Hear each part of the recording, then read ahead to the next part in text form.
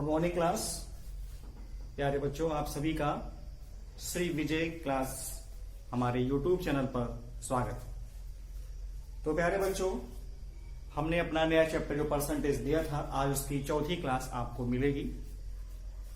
हमने आपसे कहा था कि आप लोग दो नोटबुक बना के रखें, एक में आप पूरा कैलकुलेशन पार्ट रखें और एक में हम आपको चैप्टर पढ़ाते रहें, ठीक है ना। तो कैलकुलेशन पार्ट वाली कॉपी निकाल लीजिए, उस पर डालिए हेडिंग आज 9 से मल्टीप्लिकेशन का रूल, 9 से गुणा करने का नियम। आपका कैलकुलेशन पार्ट जितना अच्छा होगा, मैथमेटिक्स उतनी अच्छी होगी। तो 9 से गुणा करने का रूल क्या समझिए। जिसे अपन 9 से गुणा 8 में करें तो 9 8 कितना होता है, 72 होता है। अगर हमें यही गुणा करना हो 99 गुणे 88 तो क्या करेंगे। तो कभी भी 9 से गुणा करें तो क्या करें समझिए। 9 से गुणा करने के लिए जिस संख्या में गुणा करना हो, जैसे 9 का गुणा 8 में करना, एक कम कर लीजिए, 8 में एक कम करिए और इसी 7 में से 9 घटा दीजिए, आंसर 72। एक बार फिर समझिए, 99 का गुणा 88 में करना है तो एक कम कर लीजिए, 87 होता है। 9 में 8 गया 1, 9 में 7 गया 2। तो किसी भी संख्या में 9 से गुणा करने के लिए एक कम करे और 9 घटा दे। जैसे 999 गुणे 133, एक कम कर लीजिए, 133 की जगह हो जाएगा 132 और सभी में से 9 घटाइए। 9 में 1 गया 8, 9 में 3 गया 6, 9 में 2 गया 7, 32866। मान लीजिए कुछ ऐसा हो कि 999 गुणे 63। अब यहां पर 9 3 है लेकिन संख्या 2 है। जितने 9 हो उतने लोग होने चाहिए। यहाँ पे 2 ही लोग, एक क्या बढ़ा लेंगे, 0 बढ़ा लेंगे। एक कम करिए, 0 6 2, सभी में 9 घटाइए। 9 में 0 गया 9, 9 में 6 गया 3, 9 में 2 गया 7। तो हमने क्या किया, जितने अंक थे उतने लेफ्ट हैंड साइड पर होना चाहिए, बराबर होना चाहिए दोनों। राइट हैंड और लेफ्ट हैंड बहुत बराबर होना चाहिए। तो यहाँ पे 3 लोग, इधर पे 3 लोग, एक कम करेंगे और सभी में से 9 घटा देंगे। ओके, कोई समस्या। तो ये बच्चों थी 9 से गुणा करने का नियम। ओके, ऐसे ही हमने आपको 11 का मल्टीप्लिकेशन रूल भी पढ़ाया था, मल्टीप्लिकेशन रूल ऑफ 11।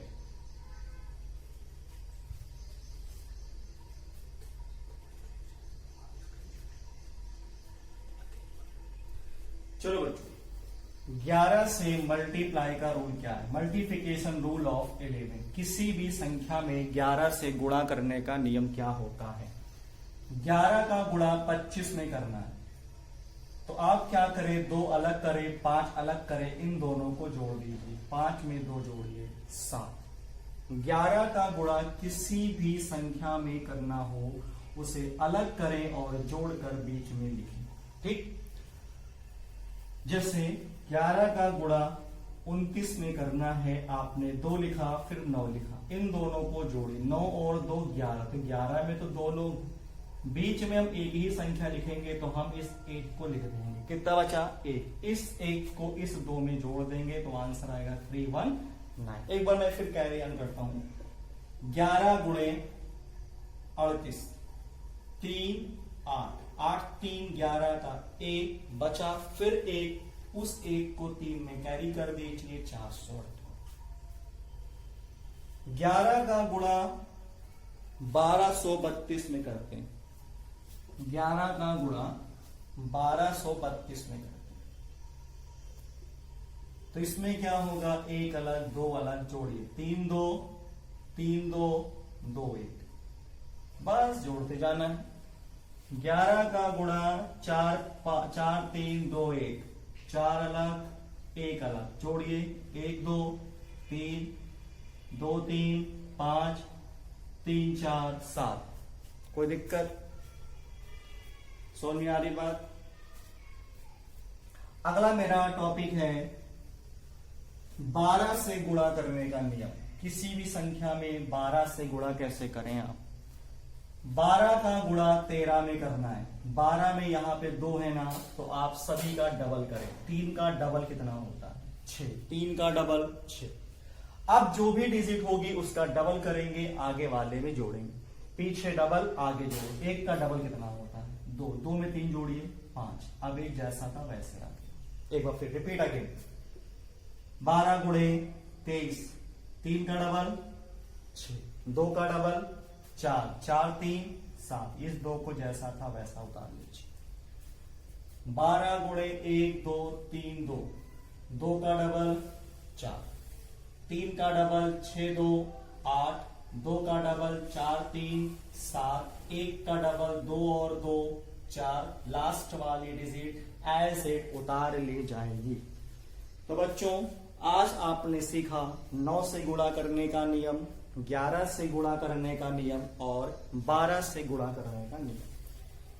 ठीक, बाकी बातें इसके आगे भी कल बताएंगे। हम आपको रोज कुछ ना कुछ टेक्निक बताएंगे। कल हम आपको जल्दी से जल्दी कैसे स्क्वायर करते हैं इस पर चर्चा करेंगे।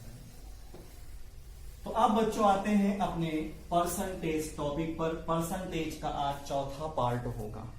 ठीक, परसेंटेज का चौथा पार्ट का पहला सवाल बच्चों नोट करें।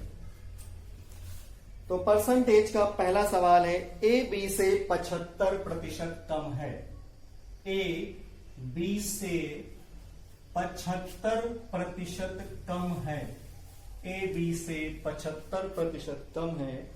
सी ए और बी के बीच के अंतर का, सी ए व बी के अंतर का, सी ए और बी के अंतर का 75% है।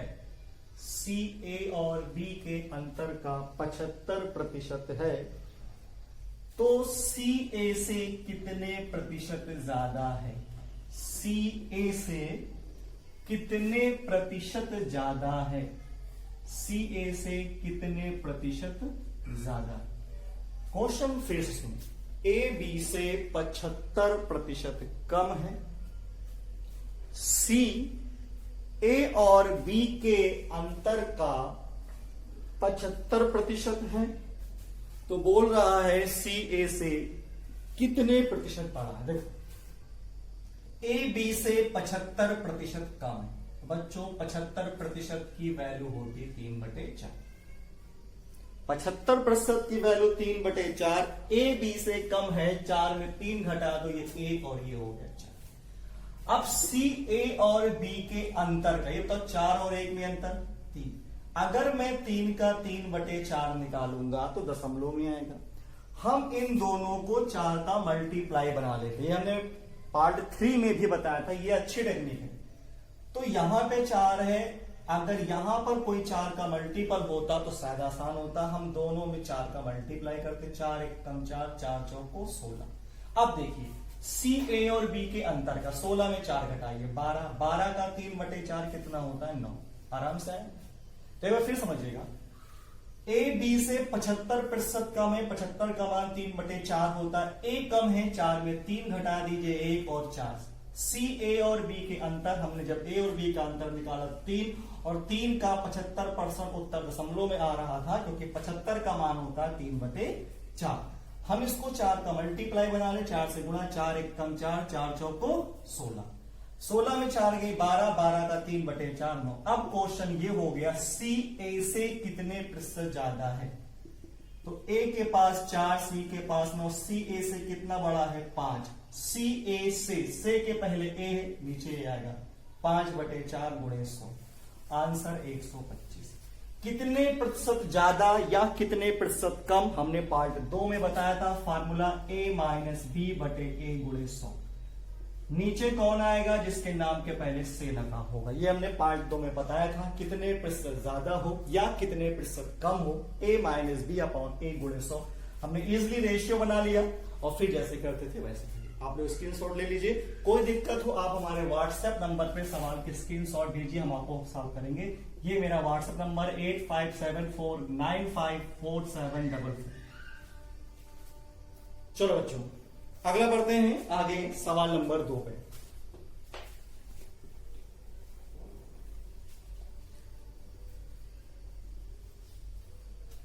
अगला बच्चों सवाल नंबर 2 है, ए बी से 25% ज्यादा है। ए बी से 25% ज्यादा है। बी सी से 40% कम है। बी सी से 40% कम है, सी डी से 30% ज्यादा है, सी डी से 30% ज्यादा है, तो ए डी से कितने प्रतिशत कम है? ए डी से कितने प्रतिशत कम है? सवाल फिर सुने, ए बी से 25% ज्यादा है, बी सी से 40% कम है, सी डी से 30% ज्यादा है, तो ए डी से कितने प्रतिशत कम है? ये सवाल रेशियो से उठकर परसेंटेज में आया। ऐसे सवाल बहुत आते हैं आजकल। तो ए बी से 25% ज्यादा है बच्चों, 25 की वैल्यू क्या? आप कहेंगे 1/4। ज्यादा कौन है? ए ज्यादा, 5 4। बी सी से 40% कम है, 40 की वैल्यू 2/5। बी कम है, तो अगर बी कम है 5 में 2 कम कर दीजिए। सी डी से 30% ज्यादा, 30 की वैल्यू 3/10। सी डी से ज्यादा है तो सी ज्यादा है 13/10। ठीक है, कुछ कटने की गुंजाइश है क्या? 5 से 5 नहीं पढ़ सकता। पूछा गया है, बात की गई ए और डी की। आप ए के नीचे देखिए टोटल कितने लोग हैं, 13 3 39। डी इस तरफ है, डी के ऊपर 10 को 40। बोला गया ए डी से 39 40 में गैप 1, सी के पहले डी है तो 1/40 गुणे 100। 0 0 खत्म हो गया, 4 का भाग 10 में देंगे 2.5%। ये सवाल का आंसर। ओके प्यारे बच्चों, नोट कर लीजिए। कोई दिक्कत हो स्क्रीनशॉट दे दीजिए, आपको वापस लगवा कर हम भेज देते हैं। चलो अगले सवाल पे आते हैं। सवाल नंबर 3। तीसरा सवाल बच्चों है, एक स्कूल में 60% लड़कियां हैं। एक स्कूल है जिसमें 60% गर्ल्स हैं। एक स्कूल में 60% लड़कियां हैं और बाकी लड़के हैं। 60% गर्ल्स और बाकी लड़के। लड़कों की तुलना में 30 अधिक लड़कियां हैं। लड़कों की तुलना में 30 लड़की ज्यादा है। लड़कों की तुलना में लड़कियां 30 ज्यादा है। यदि 30 लड़कों सहित 68% छात्र पास हुए, यदि 30 लड़कों सहित 68% स्टूडेंट पास हुए, 68% स्टूडेंट ऐसे हैं जो पास हुए, जिसमें से 30 लड़के हैं, तो आपसे पूछा यह गया है उत्तीर्ण नहीं होने वाली लड़कियां कितनी? पास नहीं होने वाली लड़कियां बताइए। पास नहीं होने वाली लड़की कितनी? सवाल एक बार फिर सुन लीजिए। एक स्कूल है जिसमें 60% लड़की बाकी लड़के हैं। लड़कियां लड़कों से 30 ज्यादा हैं। 30 लड़कों सहित टोटल स्टूडेंट का 68% पास हुए हैं। पूछा गया पास नहीं होने वाली लड़की। इस सवाल को हम चाहे तो मौखिक उड़ा दे, बहुत ध्यान से समझिएगा। अगर 60% गर्ल्स हैं तो बॉयज कितने होंगे? 40% होंगे। लड़कों की तुलना में लड़कियां 30 ज्यादा है। 60-40 में डिफरेंस 20 है। 20% की वैल्यू अगर 30 है, हर चीज दुनिया में 100 होती है, तो 100% की value 150। Number of total student 150। लड़कियां 30 ज्यादा हैं तो गर्ल्स और बॉयज कितनी होंगे? 150 का बंटवारा कर दूं तो 90 और 60, क्योंकि लड़कियां 30 ज्यादा। टोटल स्टूडेंट 68 पास हैं। टोटल है कितने? 150। 150 का 68 कैसे निकालेंगे? 150 का 60%, 15 छक्का 90, फिर 150 का 8 15 8 120, 90 और 12, 102 बच्चे पास हुए। अब 102 में से तो 30 लड़के निकाल दो। अगर 102 में से अगर मैं 30 लड़के ही निकाल दूं तो लड़कियां कितनी पास होंगी ये बताइए। 72 लड़कियां पास हुई कि नहीं? जबकि लड़कियां हैं कितनी? 90। 72 पास हुई तो फेल कितनी हुई? 18 लड़कियां फेल होगी, कितने में से? 90 में से, और इसका आंसर आ गया 20%। एक बार फिर समझिए, देखिए स्कूल में 60% गर्ल्स हैं, अगर 60% गर्ल्स हैं तो बॉयज 40%, दोनों में गैप 20%, अकॉर्डिंग क्वेश्चन गैप 30%, 100%, 20 पंचे 100, 30 पंचे 150, तो टोटल स्टूडेंट आपके 150 हैं। ठीक है, अब 150 में गर्ल्स और बॉयज कितने? साफ साफ बोला गया 30 लड़कियां ज्यादा हैं, तो गर्ल्स 90 और 60। ठीक, 68% पास हुए हैं, 150 का 68%, 102 पास है। ठीक है भाई, जिसमें से 30 लड़के पास है, अगर 102 में 30 लड़के हैं तो लड़कियां हो गई 72। 90 लड़कियां 72 पास, तो 18 लड़कियां फेल है, कितने में से? 90 में से। 18/90 को 100, आंसर 20%। नोट डाउन कर लीजिए, कोई दिक्कत पूछ लीजिए।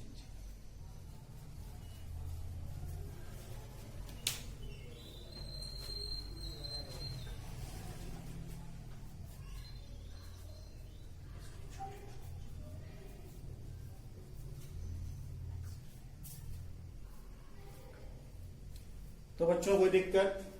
एक बार फिर रिवाइज कर देता हूं, रिवाइज। मौखिक सवाल है, आप इसको पेन मत उठाइए। 60% लड़कियां, 40% बॉयज। सवाल में बोला गया लड़कियां 30 ज्यादा है, बट हमारे अकॉर्डिंग 60-40 में डिफरेंस 20%। 20% 30 के बराबर, 100% 150। 150 लड़के थे, 68% पास हुए, 102 पास होते। अब 150 में गर्ल्स 90 है, बॉयज 60 है। 60 बॉयज में से 30 बॉयज पास हो गए हैं, 30 बॉयज फेल हो गए। लड़कियां 90 हैं, 72 पास हुई, 18 फेल हुई। 90 में से 20% लड़कियां ऐसी थी जो एग्जाम को क्रॉस नहीं कर पाई। ठीक है, चलो आगे बढ़ते हैं। अगला सवाल,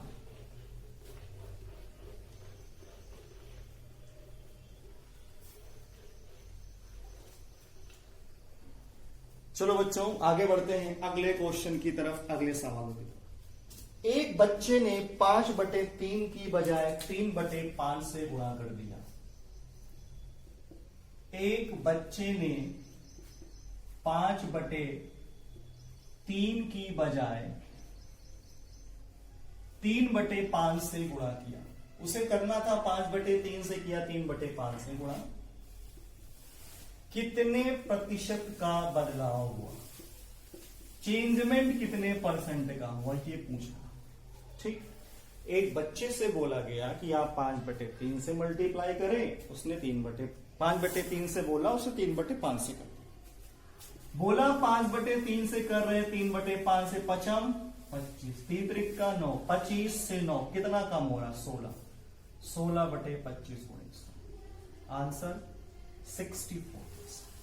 बोला 5/3 से और किया 3/5। नोट कर लीजिए। अगर मैं ऐसे कहता एक बच्चे ने 4/3 की बजाय 3/4 से कर दिया, आप क्या करते?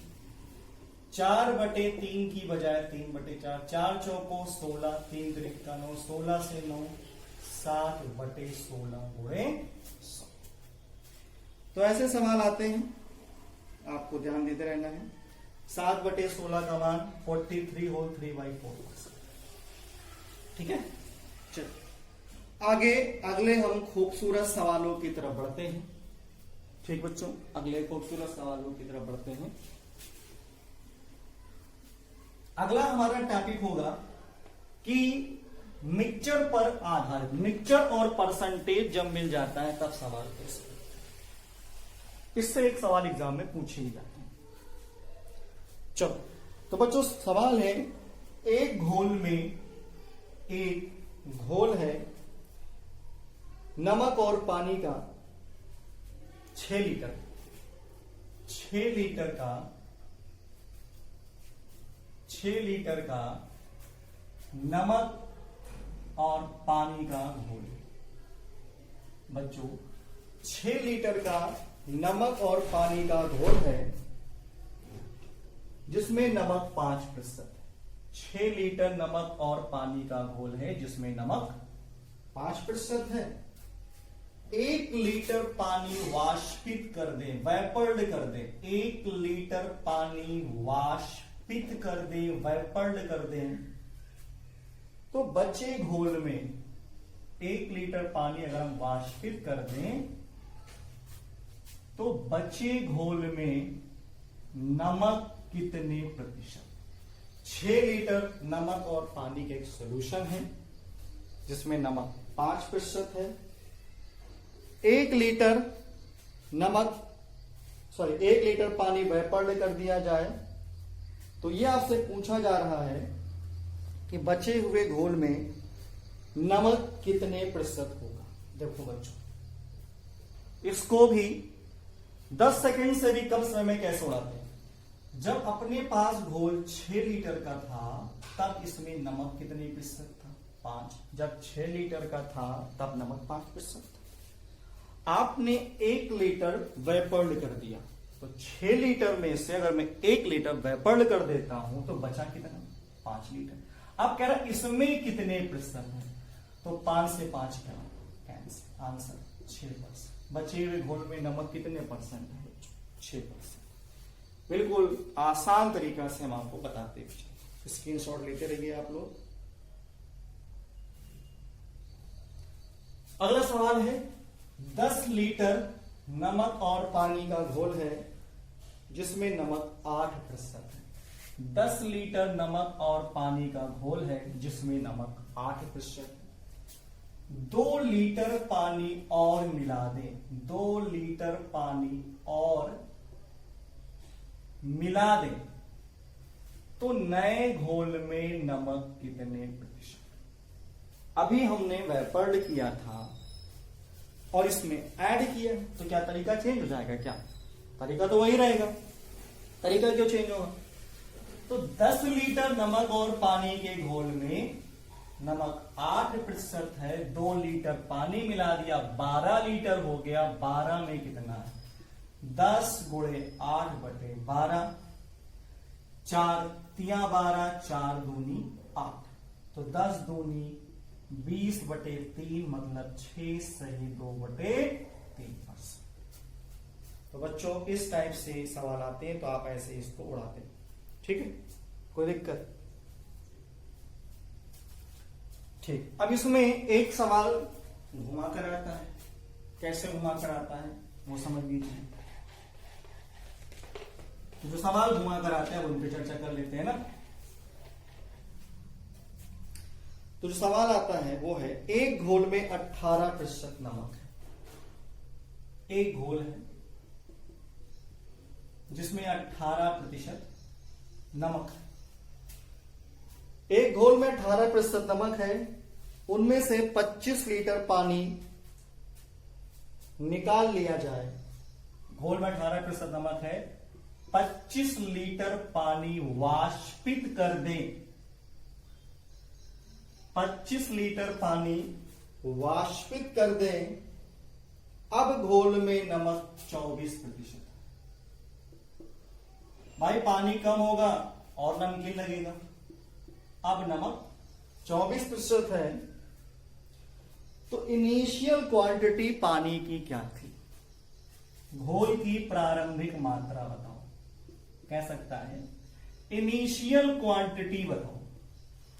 एक घोल में 18% नमक है, 25 लीटर पानी वेपर्ड कर दें। अब नमक 24% है, बचे घोल में नमक। देखो उसको भी हम हवा में उड़ाएंगे। पहले कितना था? 18, अभी कितना है? 24, 3/4। ठीक। तो ये बच्चों बताओ 4 से 3 कितना कम हुआ? 1। और सवाल में कितना कम हुआ? 4। सवाल में 25 लीटर निकाला, हम 1 निकाले, 1 की वैल्यू 25 और 4 की वैल्यू 100। तो इनिशियल क्वांटिटी कितनी है बच्चों? 100। ये हमने इसको बिल्कुल आसान तरीके से उड़ा दिया। अगर आप कहें बेसिक हम एक्स ही मानना तो माना घोल में x लीटर था, x में 18% था, 25 निकाला, x माइनस 25, अब इसमें 24%। अब आप इसको हल करेंगे x माने। हम इसको डायरेक्ट कह रहे हैं कि 18 से 24 हुआ, यानी 4 से 3 कमी 1 की हुई, 1 की वैल्यू 25, 4 की 100। तो पहले 100 था और निकलने के बाद 25 दिया 75 आज, क्योंकि आज 25 निकला या 100 में से 25 निकाल लो, आज 75 लीटर है, पहले 100 लीटर उसकी क्वांटिटी थी। तो इनिशियल क्वांटिटी 100 लीटर। ओके बच्चे, ठीक। तो बच्चों अब इसमें भी क्या करते हैं लोग, कई सवाल घुमाकर बना देते हैं। वो सवाल कैसे घुमाते हैं हम आपको बताते हैं। आगे बढ़े, चलो बच्चों आप लोग आराम से पढ़ते रहिए, परेशान मत होइए, है ना। देखो इस भी इंटर का रिजल्ट इस बार काफी अच्छा रहा। बस आप ये समझ लीजिए कंपटीशन के भीड़ में आपको और भी बच्चे आपके कॉम्पिटिटर मिल चुके हैं, नौकरी मिल नहीं रही है, कंपटीशन बढ़ता जा रहा है। अभी जो बच्चे इंटर पास होकर लौटे हैं या आपके कॉम्पिटिटर, यानी हर साल लाखों की तादाद में कॉम्पिटिटर बढ़ते ही जा रहे हैं। क्या हर साल लाखों की तादाद में लोग नौकरियां पा रहे हैं क्या? ऐसा नहीं है ना। इसलिए आपको मेहनत दुगनी करनी है और दुगनी करनी है, और सिर्फ मेहनत ही नहीं, टेक्निक भी बदलनी हो, क्योंकि जो सब करते हैं वही आप करोगे तो नौकरी मिलना बहुत मुश्किल है। रास्ते बदलने होंगे, सोचने का तरीका बदलना होगा, ठीक है।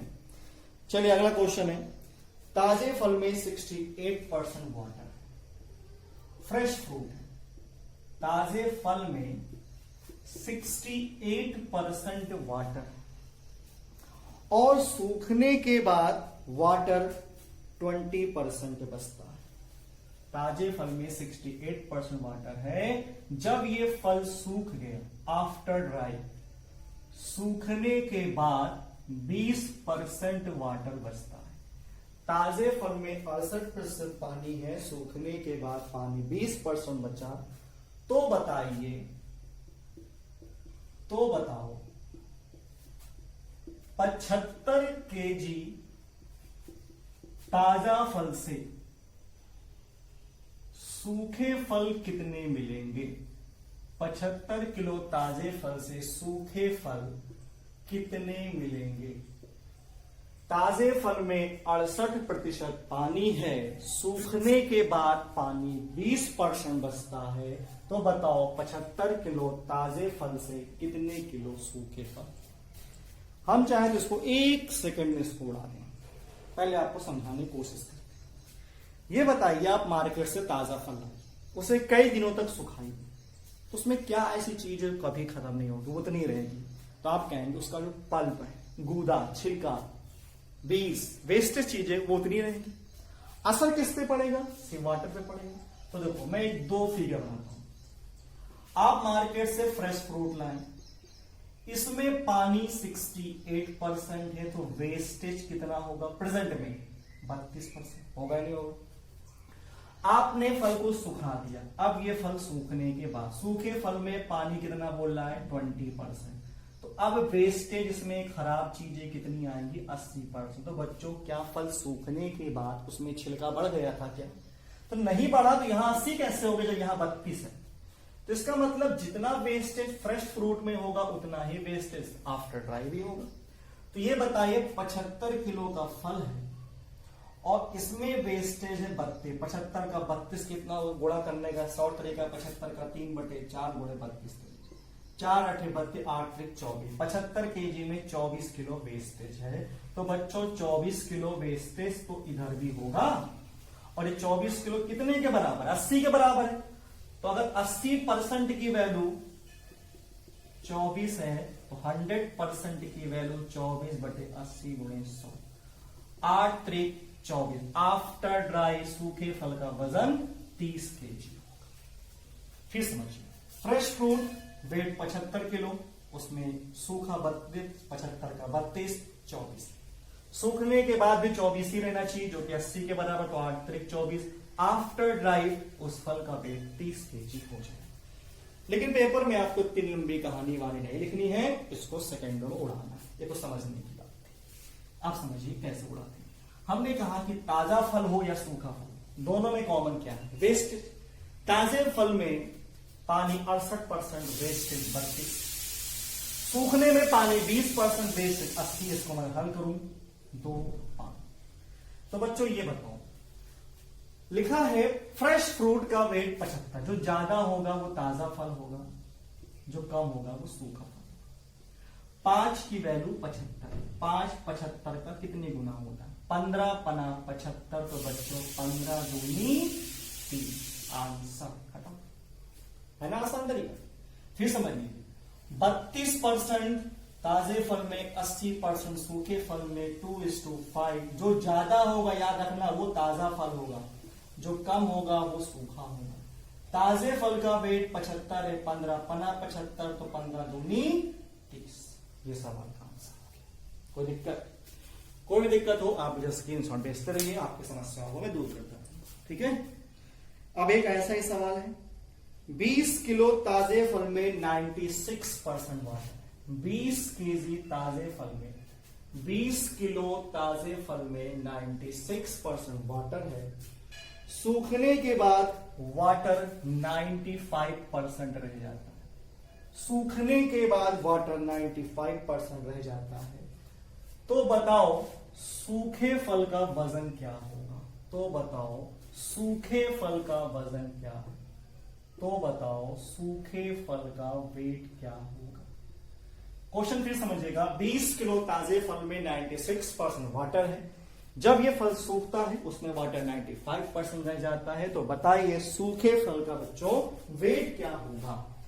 तो अभी हमने बताया ना, ताजे फल में पानी 96%, वेस्टेज 4%। सूखने के बाद पानी 95, वेट जो ज्यादा है वो ताजा फल, जो कम है वो सूखा। सूखे फल का वेट 20 है, तो बच्चों 5 चौको 20, तो 4 चौको सूखे फल का आंसर 16। कोई दिक्कत? हम बच्चों सवाल को ऐसे ही हवा में उड़ाते हुए चलते हैं।